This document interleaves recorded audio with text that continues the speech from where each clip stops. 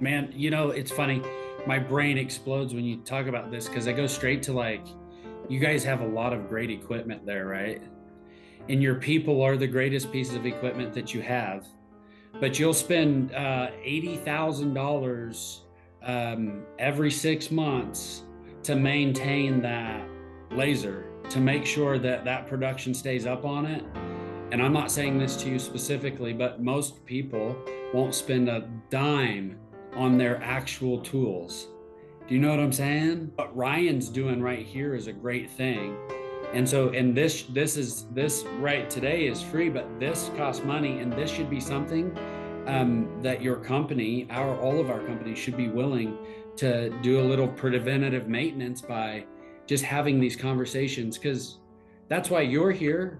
You're having this conversation because you're trying to become better for your people, and so they should be here too. They should be in these conversations in different levels and/or different training classes or how to treat people, or you know what I mean. Whatever.